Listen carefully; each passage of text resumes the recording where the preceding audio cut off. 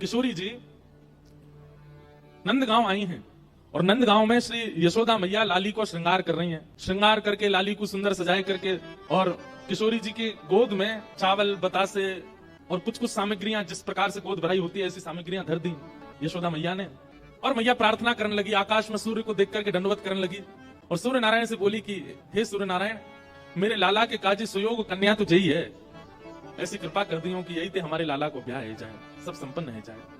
अरे देवी देवताओं, मैंने तुम्हारे काजे अगर समय से सब नियम किए हों, सब पुण्य किए हों, सब व्रत किए हों, अनुष्ठान किए हों, तो आप सब देवी देवता मेरे सेवा से प्रसन्न है करके मेरे लाला के काजे किशोरी जी जैसी किशोरी ही वधु रूप में लेके आई हो। ऐसी प्रार्थना श्री यशोदा मैया कर रही है। किशोरी जी ठाकुर जी से पूछ रही है, मैया कहा कर रही है? ठाकुर जी बोले कछु ना कर रही, रोज को नियम है मैया को। किशोरी जी बोली, मैया अब मुंह को आज्ञा दो, मैं जाऊं। श्री किशोरी जी वापस बरसाने की ओर जा रही है। यहां बरसाने में कीर्ति मैया बड़ी व्याकुल, इतना समय है कि वो संध्या है गई, अभी तक लाली आई नहीं। ललिता आ गई, विशाखा आ गई, सबरी सखी आ गई, सबन से पूछी, अरे किशोरी कहाँ है? सब बोली गई तो हमारे संग गई, हमने न कही कि न जमुना जी पे विराजो, हम अभी आ रही हैं, पता ना इतने में कहाँ चली गई, हम सब जगह ढूंढ आई, अभी तक हमें नहीं मिली। कीर्ति मैया तो बड़ी परेशान है गई, मेरी लाली कहाँ चली गई, मेरी किशोरी कहाँ चली गई। वृषभानु भवन तिनकर के बाहर ढूंढवे के काजे जान लगे। इतने में ही सामने से छोटी सी नन्ही सी कुमारी श्री किशोरी जी नई सी झंगुली पहन करके, नई सी चुनरी पहन करके, नयो नयो से श्रृंगार करके, नई नई चूड़ी पहन के और ऐसे झोली में खूब सारो सामान लेकर के सामने धीमे धीमे चली आ रही है। कीर्ति मैया बोली, अरे देखियो ललिता, ये किशोरी आ रही है का? हाँ मैया, लग तो किशोरी सी रही है। बोले पर ये वस्त्र तो मैंने धराए ना, ये क्या वस्त्र कैसे बदल गए? दौड़ करके जाके देखो तो किशोरी जी, लाली तू कहां चली गई, तू कहां को चली गई, और ये तेरे वस्त्र कैसे बदल गए, और इतना सारा श्रृंगार ये कौन ने किया तेरो, ऐसी सुंदर पत्रावली, ऐसी सुंदर गले में हार, और ये तू कहां भर के लाई है अपने पास? खोल करके देखे तो वहां में जो बेटा के ब्याह पक्के करने के लिए बहू की गोद भरते हैं तो वो सारे सामान धरे थे। कीर्ति मैया बोली, कहां से लेके आई है ये सब, कौन ने दिया तुमको? किशोरी जी बोली, मैया मैं नंदगाम गई, कान कुंवर के घर गई, तो वहां कान कुंवर की मैया यशोदा जी ने ये सब श्रृंगार मुझको प्रदान किया है।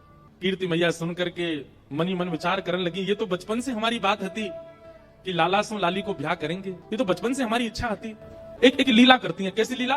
कि कीर्ति मैया इस संबंध के लिए थोड़ा थोड़ा इनकार कर देती हैं। कीर्ति मैया के, अरे बचपन में तो हमारा बड़ो मनो कि भाई इनके लाला होएगा तो वहां से अपनी लाली को ब्याह करेंगे, पर अभी जैसे जैसे हमको सुनवे में आ रही है, उनको छोरा तो कारो है, और कार्य के संग संग वो तो टेढ़ो मेढ़ो है, बाकी पाम भी टेढ़े, बाकी कमर भी टेढ़ी, वाको मुख भी टेढ़ो।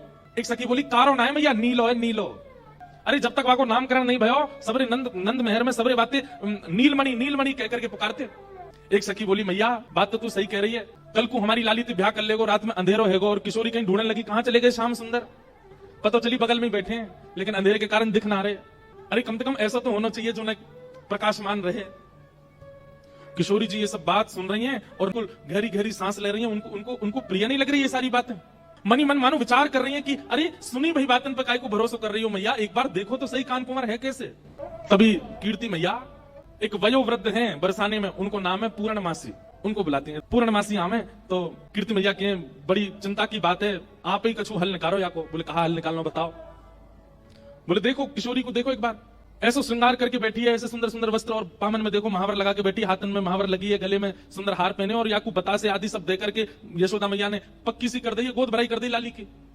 पूर्णमासी बोली, अरे वाह, ये तो शुभ संकेत है, या में चिंता की कहा बात है, ये तो पूरा वृंदावन जाने, पूरा ब्रजमंडल जाने की भैया वृषभानु की लाली तो नंद के लाला को ही जावेगी, या में चिंता की कहा बात है।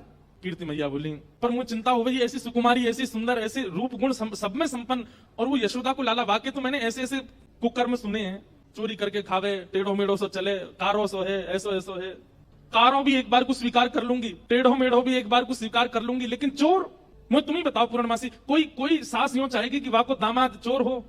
पूर्णमासी बोली, कन्हैया चोर है? बोले हाँ। और तुम सबरे कौन हो? बोले हम सबरे तो राजघराने के, हम तो सबरे राजा हैं, रानी हैं, ऐसे हैं वैसे हैं। पूर्णमासी बोली, देखो जाए तो संसार में सब चोर हैं, या संसार में चोर थे कोई ना बचो। पूर्णमासी ने ऐसा पद सुनाया, और कीर्ति मैया बोली, अरे एक चोर शब्द कहा बोल दिया तुम तो, बिल्कुल ही जो है रोवे को आतुर रह गई हो, मतलब ऐसे कौन करे? अरे भाई मैं सास हूं, मैं बोल सकूं कि मेरा जमाई चोर न हो, आप तो पूरी सब चोर बता दिया आपने। अरे कीर्ति मैया तूने एक विचार कर, नंद बाबा यशोदा की यहाँ कोई माखन की कमी है, कोई दूध की कमी है, कोई दही की कमी है?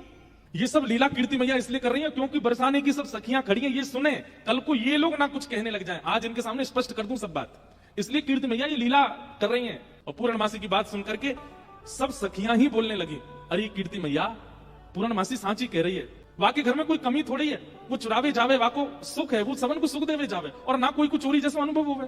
कीर्ति मैया बोली मैं फिर भी चाहूंगी कि पूर्णमासी तुम जाओ और कहा करो, बोले जैसे हमारी लाली उनने नंदगाम बुला लई, टीको कर दियो, काजल लगा दियो, वस्त्र पहना दिए, ऐसे कैसे वो करके वह लाला को बरसाने लेके आओ। ठाकुर जी अब तक रूप बदल बदल के बरसाने आए हैं, लेकिन अपने वास्तविक रूप में अभी तक बरसाने आए नहीं है ठाकुर जी। और जैसी कीर्ति मैया ने की, कैसे भी लाला लेके आओ, और याद रखियो ना तो नंद को पता चले, ना यशोदा को पता चले, ना दाऊ दादा को पता चले, ना रोहिणी को पता चले, और वाके जो चोटा सबरी सखा है उनको भी पता नहीं चलनी चाहिए। अकेले कन्हैया को बरसाने लेके आओ, हम सबरी सखी घेर के वाके एक एक रों को देखेंगे, तब लाली को ब्याह करेंगे। पूर्णमासी बोली ये तो बड़ो कर्रो काम है, एक तो वो इतना चंचल है, कोई के हाथ में आवे ना, वाको लेकर के इतनी दूर लानो और फिर इतने सब सखीन के बीच में रखना। बोलना पूर्णमासी अब ये काम करो, ऐसी सुकुमारी हमारी लाली, हमने देखभाल के सब करेंगे। सब सखियों के मन में भी प्रेम उत्पन्न होने लगा कि श्याम सुंदर आएंगे तो हम भी उनको देखेंगे, हम भी अनुभव करेंगे कैसे हैं। किशोरी जी को भी सुख है कि एक बार आ जाएं बरसाने में, तो यहाँ बैठ करके सबके बीच उनका दर्शन पुनः हो जाएगा। पूर्णमासी बोली तो ठीक है मैं जा रही हूँ ठाकुर जी को लेने।